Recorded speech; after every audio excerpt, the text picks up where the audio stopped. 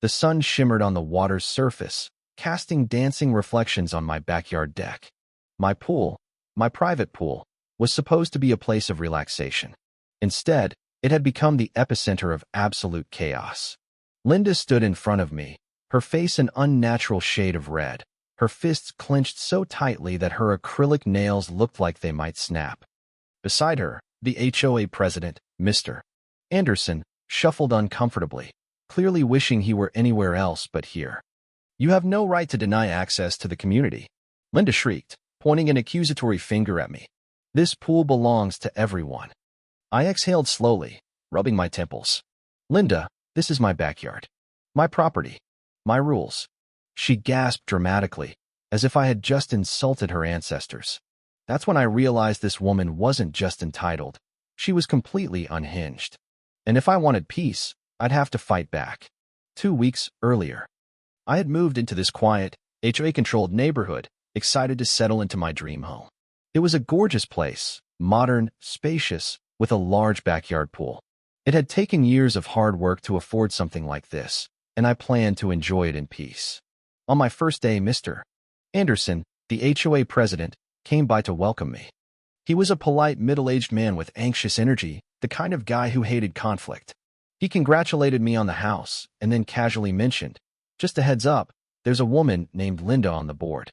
She, takes the HOA rules very seriously." That was red flag number 1. Not even 24 hours later, I had my first Linda sighting. I was in my backyard setting up furniture when she waltzed in through the side gate without knocking. "Hi, neighbor," she chirped, her smile forced and too wide. I was taken aback. Who just walks into someone's backyard uninvited? Hey," I replied, trying to keep my voice neutral. Linda's eyes darted straight to my pool, and she let out a dramatic sigh. "Wow," she said, placing a hand on her chest. "It's such a waste that you have all this space just for yourself. Most of us only have those tiny community pools. Imagine how wonderful it would be if everyone could enjoy it." There it was. I laughed awkwardly, assuming she was joking. "Yeah, well, that's kind of the point of having a private pool." Linda's smile tightened, and I saw the flash of irritation in her eyes. "Well," she said sweetly, "just something to think about." I brushed it off, assuming she was just being nosy. But I should have known that Linda never just drops anything. The first incident. A few days later, I came home to find kids I didn't recognize splashing in my pool. I stopped dead in my tracks. I didn't have kids. I didn't even know any kids in the neighborhood. The moment they saw me, they froze. One of them, a boy around 10, pointed toward Linda's house. "She said we could swim here," he admitted. I clenched my jaw. "Out. Now." They scrambled out of the water, grabbing towels and flip-flops, making a run for it. I stomped over to Linda's house and rang her doorbell 3 times. No answer, but I saw her peek through the blinds. The next morning, I found a brightly colored HOA violation notice taped to my door. It listed 3 infractions: non-compliant pool fencing, my fence was brand new and up to code, yard clutter visible from the street, I had 1 lawn chair, and improper use of private amenities. What did that even mean? I marched over to Mr. Anderson's house and demanded answers. He sighed, looking exhausted. "Linda's been pushing for your pool to be classified as a community resource since she saw it." I blinked. "You're kidding, right?" "She's not," he muttered. "She already got a few board members to agree that it's unfair that one person gets such a luxury." I couldn't believe what I was hearing. "She can't just decide that my backyard belongs to everyone." "I know that. You know that. But Linda..." He shook his head. "She doesn't care about facts. She cares about getting what she wants." That's when I realized this wasn't over. This was just the beginning. The escalation. The next morning, I walked out to grab my mail and found another HOA violation notice taped to my front door. "Are you kidding me?" I muttered under my breath. This one read, "Pool usage restrictions. Your private pool exceeds standard residential limits and should be reclassified for community use per HOA regulations.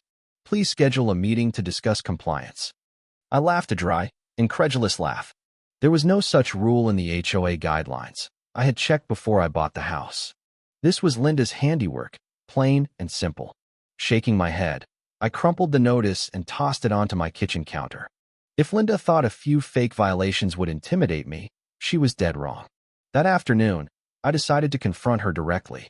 I walked over to her house, rang the doorbell, and waited. After a moment, Linda opened the door, a smug smile already plastered on her face. "Oh, hi there," she chirped, as if we were best friends. "Something wrong?" I held up the HOA notice. "You know exactly what's wrong." Her eyes flickered to the paper, but her smile didn't falter. "Oh, that," she said airily. "It's just a standard request. You see, the HOA has determined that your pool is too large for single use. It only makes sense to let the community enjoy it." I blinked. "You don't get to just decide that my pool isn't private anymore." She gave me a sympathetic head tilt, as if I were a clueless child. "Well, the HOA does have the power to reevaluate property amenities. It's really for the greater good. Why be so selfish?" I took a slow, deep breath, forcing myself to stay calm. "My property," I said firmly, "is not up for debate. If you or anyone else steps foot in my backyard again, I'll be calling the cops for trespassing." For a split second, I saw Linda's mask slip. Her eyes darkened with anger, but she quickly recovered, giving a mocking laugh. "Oh, don't be so dramatic," she said, waving a hand. "Let's not make this hostile. If you just opened the pool, we wouldn't have any problems." I shook my head, disgusted. "This conversation is over." I turned to walk away, but I heard her mutter just loud enough for me to hear, "We'll see." The HOA board meeting. A few days later, I received an email invitation to an HOA board meeting. I was tempted to ignore it, but then I noticed the agenda item. Discussion on community pool access, my address. I groaned. Linda was really trying to make this happen. When I arrived at the meeting, I immediately noticed something off. Several board members seemed hesitant to look me in the eye. Linda, on the other hand, sat at the center of the table, looking smugger than ever. Mr. Anderson, looking uncomfortable, cleared his throat. "All right, let's move on to item number 3. Linda leaned forward, pretending to be professional. "We all know our community struggles with a lack of recreational spaces," she began, her voice dripping with fake concern. "And while we appreciate our community pool, the reality is it's often overcrowded. But we're lucky. We have a generous neighbor who has a beautiful pool that could serve the entire community." She turned to me with a fake smile. I folded my arms. "That's not happening." Linda gasped like I had just slapped her across the face. "But this is my property. This isn't a public park." A few board members shifted awkwardly. One of them, a guy named David, cleared his throat. "Well," he said, "technically, the HOA does have the power to request shared usage of certain amenities, only if they're listed as communal spaces." I cut in sharply. "Which my private backyard is not." Linda shot David a glare, clearly annoyed that he wasn't blindly supporting her. Mr. Anderson sighed. "He's right. His property deed doesn't list it as a shared space. We can't force him." Linda's face turned red. "Fine," she said tightly. "But the HOA still has authority over aesthetic requirements. If you won't share the pool, then maybe we need to talk about how it affects property values. I mean, is it really fair that one home has such an extravagant setup while others are?" I cut her off again. "I'll be taking legal action if this harassment continues." Silence. Linda clenched her jaw, then suddenly stood up and stormed out. The moment she left, the tension in the room lifted. David sighed. "Sorry, man. She's been pushing this agenda for weeks." "She's going to try something else," I muttered. Mr. Anderson looked grim. "I have a feeling you're right." The pool party invitation. The final straw came 3 days later. I came home to find a brightly colored flyer taped to my door. It read, "Community pool party this Sunday at my address. Hosted by Linda.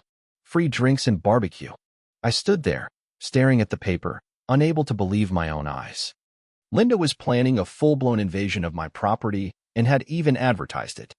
I scanned the flyer. It was professionally printed, with bold colors and a picture of my actual backyard pool. I felt my blood pressure spike. This was beyond entitled. This was insane. Before I could even process what to do next, I heard excited voices coming from the street. 2 teenage boys walked past my driveway, one of them holding a copy of the flyer. "Dude, this party is going to be awesome," one of them said. "Linda's throwing a rager at that guy's pool." I stepped onto my porch. "Excuse me." They turned, startled. The community pool party," one of them said. Linda said it's open to everyone. I took a deep breath. It's not. This is my house. My pool. There is no party. The teens glanced at each other, confused. Maybe you should talk to Linda. Oh, I was going to talk to Linda, I said. But not with words. I pulled out my phone and dialed. Hello, police. I'd like to report trespassing and illegal use of private property. If Linda wanted a war, she was about to get one. Sunday afternoon. Sunday afternoon arrived, and so did the horde of uninvited guests. I stood at my front window, arms crossed, as dozens of people strolled up my driveway, dressed in swim trunks and summer dresses, carrying towels, floaties, and coolers. They weren't just neighbors. I saw teenagers from other parts of town, random adults, and even a few elderly people in bathrobes, all of them clutching Linda's fake pool party flyer. One man walked past my porch, nodded at me, and said, "Can't wait for the barbecue, bro." I took a slow breath, rage simmering just beneath the surface. This wasn't just an entitled demand anymore. This was a full-on invasion of my property. I stepped outside and planted myself at the gate to my backyard, blocking the entrance. Linda was already there, standing near the pool with her hands on her hips, acting like she owned the place. She wore a wide-brimmed hat and oversized sunglasses, sipping a margarita like a queen hosting a garden party. "Linda," I barked, my voice sharp enough to make a few guests pause mid-step. She turned, flashing me a fake, syrupy sweet smile. "Oh, hi there," she said, pretending to be surprised. "What's up? What's up?" I repeated, incredulous. "There's a mob of strangers in my driveway, and you're standing in my backyard hosting a party like this is a public park." Linda blinked innocently. "Oh, this," she gestured vaguely at the crowd. "I mentioned at the HOA meeting that we needed more community events, and everyone was just so excited." I clenched my fists. "You sent out flyers with my address." She waved a hand. "It was just a suggestion. No big deal." "No big." I cut myself off, forcing myself to stay calm. "You were trespassing." Linda laughed, sipping her drink. "Well, technically, no one has gotten into the pool yet, so no crime has been committed." She had no idea how laws worked, but I did. I pulled out my phone and, without breaking eye contact, dialed 911. Linda's face twitched when she realized I wasn't bluffing. "Hello, police," I said, loud enough for everyone to hear. "I have a large group of trespassers on my private property, and one of them is attempting to claim my backyard as a community space. I'd like officers dispatched immediately." Murmurs rippled through the crowd. "Wait, this isn't actually a community pool," one woman muttered. "Linda said this guy was just being difficult," another whispered. Linda's confident grin faded. She turned toward the guests, clapping her hands together with forced cheerfulness. "Well, looks like there was a little miscommunication," she said, her voice rising an octave. "Why don't we all just move this somewhere else?" Nobody moved. The realization was sinking in. Linda had lied to everyone. She huffed, flipping her sunglasses onto her head. "Oh, come on," she snapped. "It's not like he even uses this stupid pool that much." I folded my arms. "So now you're admitting it's not community property?" Linda flushed red. This is ridiculous. We are a community. We should be sharing resources." Several guests, realizing they had been tricked, started walking away. A teenage boy muttered, "Man, I can't believe we almost got arrested for this." Within minutes, the crowd dispersed, except for Linda, who stood there fuming. "You're going to regret this," she hissed. I arched a brow. "Are you threatening me?" She forced a tight smile. "Just saying, the HOA always wins." I didn't answer. I just watched as she stomped away, still gripping her margarita like it was the last thing holding her sanity together. The cops arrived. The cops arrived 5 minutes later, just as the last of the guests had cleared out. I explained everything, showed them the flyer, and even played security camera footage of Linda entering my backyard without permission. That's when they dropped the bombshell. "Sir," the officer said, glancing at his notepad, "would you like to press charges for trespassing?" Linda's face drained of color. "What?" she shrieked. "You can't be serious." The officer turned to her. "Ma'am, you printed flyers advertising access to private property that isn't yours. You're lucky this is just a misdemeanor charge." Linda whirled toward me, her expression desperate. You wouldn't do that, right?" she asked, trying to sound friendly again. "I mean, we're neighbors." I stared at her, then very slowly, I smiled. I think I'll let the HOA handle you first, I said, my voice calm. But if you set foot on my property again, I'll gladly press charges. Linda's mouth flapped open and shut, but she had no argument left. She stomped away, livid, but I knew this wasn't the last of her. Linda wasn't just an entitled neighbor. She was a woman who couldn't stand losing, and I had just humiliated her in front of the entire community. The next phase of her revenge was coming. I just didn't know how bad it would get. The next morning, I walked outside to grab my newspaper, half expecting Linda to be lurking in the bushes with a megaphone, still demanding access to my pool. Instead, I found yet another HOA violation notice taped to my front door. This time, the accusation was even more ridiculous: unauthorized structure modification. Pool fencing does not meet community standards. I actually laughed out loud. My pool fence was up to code, professionally installed, and had been there long before I moved in. This was a pathetic attempt at retaliation. I grabbed the paper, crumpled it in my fist, and marched straight to the HOA office. Inside, Mr. Anderson, the HOA president, looked visibly stressed when he saw me walk in. "Oh, hey," he greeted awkwardly.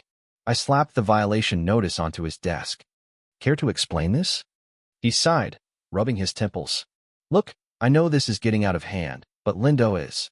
"Well, Linda, that's not an explanation," I snapped. "That's an excuse." Mr.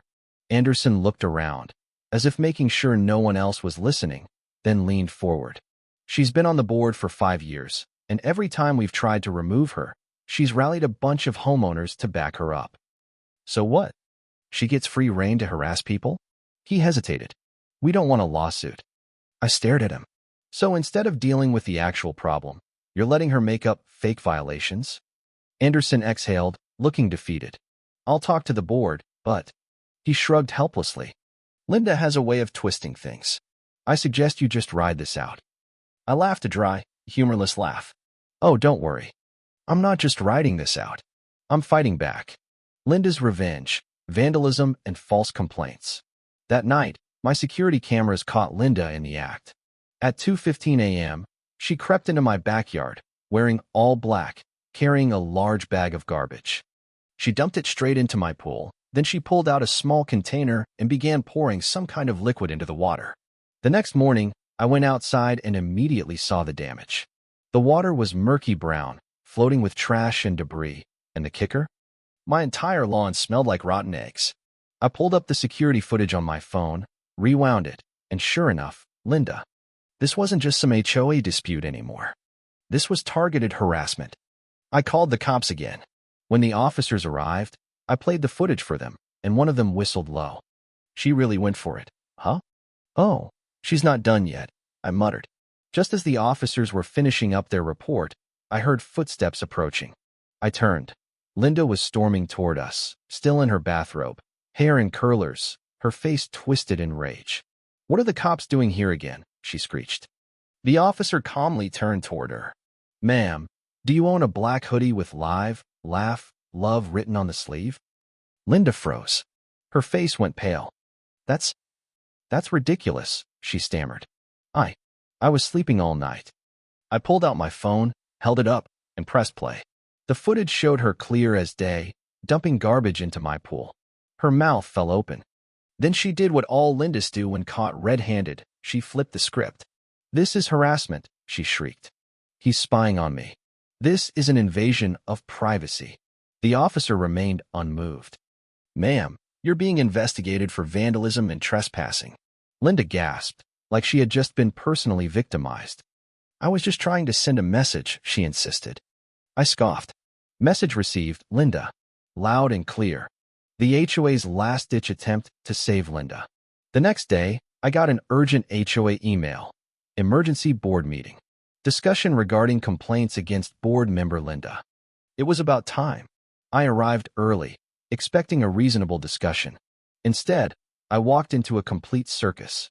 Linda had rounded up a handful of her loyal minions, and they were already seated, whispering to each other. As soon as I took a seat, Linda launched into a dramatic monologue. "This man," she announced, pointing at me like I was a criminal, "has been terrorizing me ever since he moved in." I nearly choked. She actually had the audacity to play the victim. "He's been spying on me. calling the cops for no reason, and worst of all, he refuses to be part of our community. I couldn't take it anymore. I stood up. You mean I refuse to let you throw unauthorized pool parties in my backyard? I said, crossing my arms. Or do you mean how I refuse to let you dump garbage into my pool? Murmurs rippled across the room. Mr. Anderson cleared his throat. Linda, we saw the footage. Linda turned toward him, wild-eyed. You're taking his side? It's not about sides, he said carefully. It's about evidence.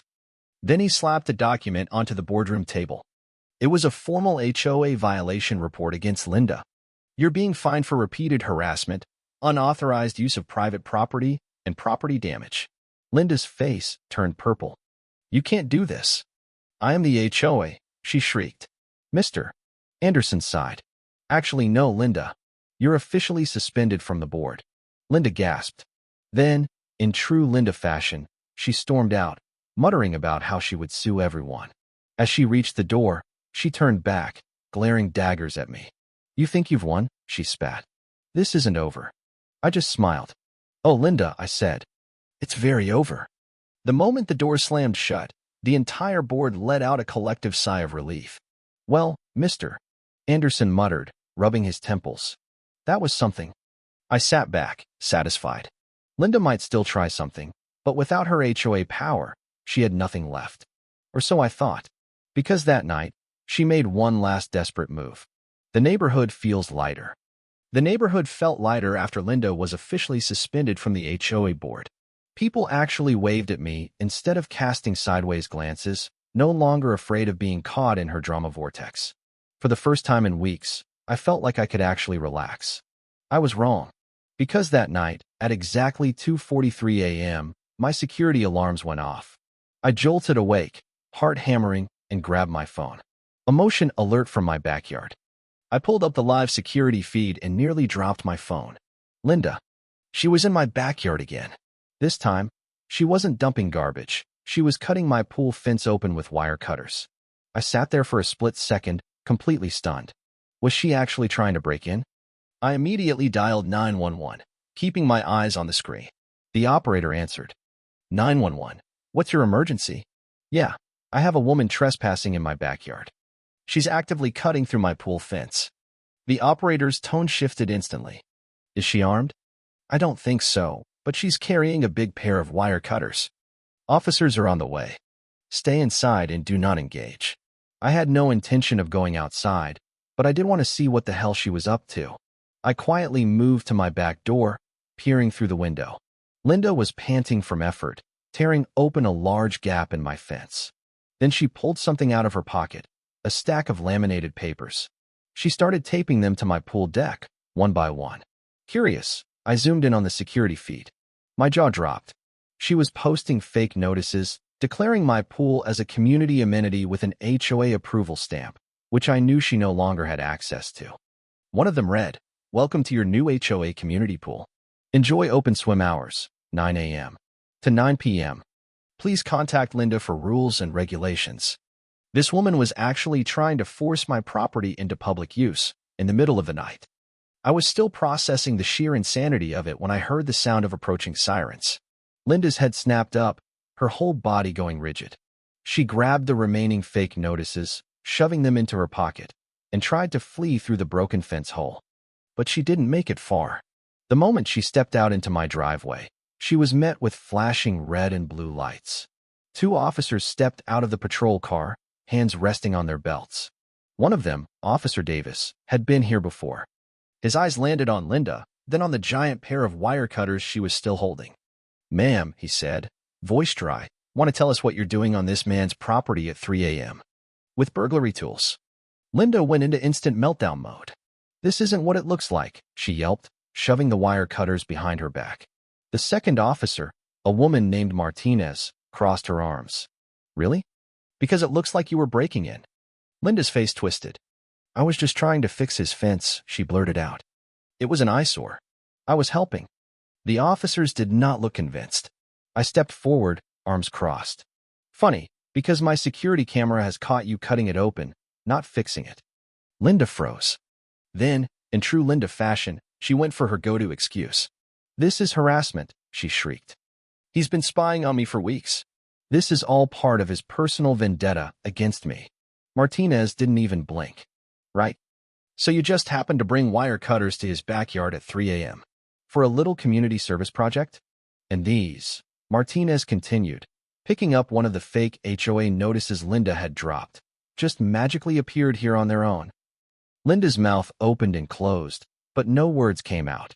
Finally, she snapped. This neighborhood used to be perfect, she screeched, before he showed up and ruined everything. Davis sighed. Ma'am, you're under arrest for trespassing, vandalism, and destruction of property. Linda's entire body stiffened. Then she let out an ear-splitting screech. You can't do this to me. I am the HOA. Davis raised an eyebrow.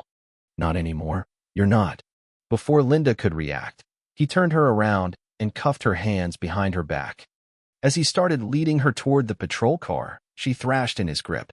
You think you've won? She shrieked at me. You think this is over? I smiled. Oh, Linda, I said. This was over the moment you touched my pool. She let out another wail, kicking wildly as the officers shoved her into the back seat. The fallout. The next day, word of Linda's midnight crime spree spread like wildfire. By noon, the entire HOA was buzzing with the news. Mr.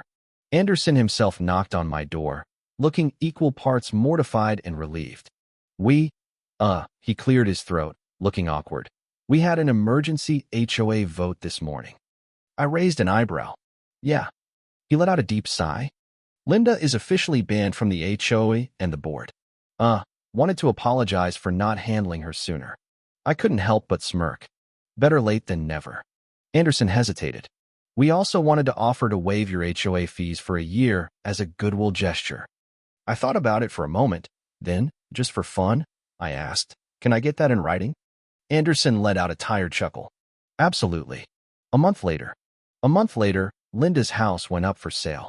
Whether she was moving voluntarily or had been pressured out by the sheer weight of her own embarrassment, I didn't know.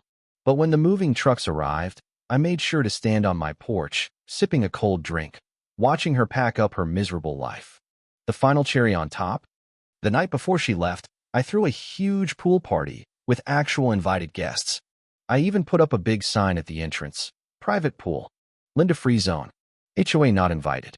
As I watched my guests enjoy my private pool, I raised my drink in silent victory. Because Linda was gone, and I was finally, blessedly free. The end. The sun was shining, the air was crisp, and for the first time since moving in, my backyard felt like my own again. No one wanted guests, no bogus HOA violations, and most importantly, no Linda. She was gone.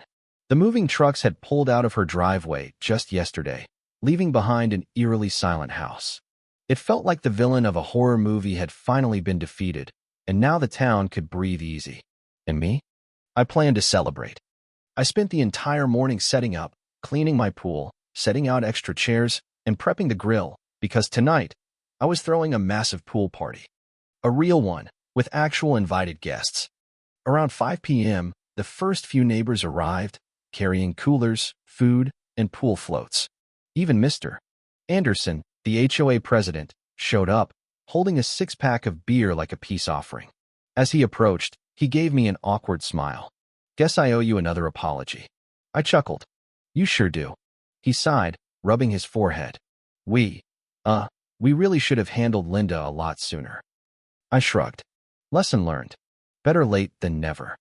He looked around at the growing crowd, his eyebrows raising slightly. Not going to lie, he said, smirking. I was half expecting some kind of dramatic last stunt from her before she left. I smirked. Same. But Linda, for all her unhinged behavior, had vanished without so much as a farewell tantrum. Part of me thought she was too embarrassed to show her face after everything that had happened. The other part of me, it just didn't care anymore. She was gone, and that's all that mattered. By the time the sun set, the party was in full swing. Neighbors I had barely spoken to before were now hanging out by the pool, laughing, grilling, and having the time of their lives. At one point, David, the guy from the HOA board who had seemed hesitant about Linda's antics, raised his beer and called out, "Honestly, this is the best thing to ever happen to this neighborhood." Laughter rippled through the crowd. Even Mr. Anderson looked amused. I'd be lying if I said the HOA hasn't been a lot quieter since Linda left. Yeah, David added. No random fine notices for improperly positioned garden gnomes. That got a huge laugh. Apparently, Linda had been terrorizing way more people than just me. One of the older ladies in the community, Mrs. Patterson, leaned in conspiratorially. You know, I once caught her measuring my grass with a ruler. I nearly spit out my drink. Are you serious? Oh, absolutely, she said, nodding. Told me my lawn was exactly half an inch too tall and that I needed to respect the neighborhood aesthetic. Another round of laughter. This party had started as my personal victory celebration, but it was turning into something bigger. This was a neighborhood-wide sigh of relief. We weren't just celebrating Linda's downfall. We were celebrating the fact that we could finally live in peace. Toward the end of the night, Mr. Anderson pulled me aside. I have an offer for you, he said cautiously. I raised an eyebrow. Oh, he cleared his throat. The board wants to officially waive your HOA fees for 2 years. I stared at him. Excuse me. We figured it's the least we can do, he continued. Linda made your life hell. Consider it an apology on behalf of the HOA. I blinked. You know what? I'll take it. But, I grinned, I want it in writing. Anderson actually laughed. Fair enough. The icing on the cake. A week later, I noticed something interesting. Linda's house, still vacant. The for sale sign in her yard remained untouched, and there were no buyers in sight. I casually asked one of the realtors who had been showing the property, and she sighed dramatically. It's been difficult, she admitted. I couldn't help but smirk. Oh, why is that? She hesitated, then finally sighed. Word got out that the previous owner was difficult. I nearly burst out laughing. Linda had trashed her own reputation so badly that no one even wanted to live in her old house. I almost felt bad for her. Almost. A month later, I decided to make one final move, a small, petty piece of revenge that would forever cement my victory. I ordered a custom-made sign and placed it right next to my pool. It read, Private Pool. Linda-free zone. HOA not invited. I took a picture and sent it to the HOA group chat, just for fun. The reactions? Priceless. David. Face with tears of joy, face with tears of joy, face with tears of joy, absolutely legendary. Mrs. Patterson. I want a mini version for my garden. Even Mr. Anderson, the ever-serious HOA president, simply responded, fair. A few months later, life had settled into peaceful normalcy. No surprise HOA violations, no Linda screaming about community resources, just quiet. And honestly, it was glorious. One evening, as I lounged by my pool with a drink in hand, I reflected on everything that had happened. Linda had thought she could bully me into submission. She had thought she could manipulate the HOA into taking my backyard. She had thought she was untouchable. But in the end, she had lost everything. And me? I had my privacy, my home, and my victory. I raised my glass to the empty house next door. Cheers, Linda, I said. You played a stupid game, and you won a stupid prize. And with that, I leaned back, closed my eyes, and enjoyed the peace and quiet of a truly Linda-free neighborhood.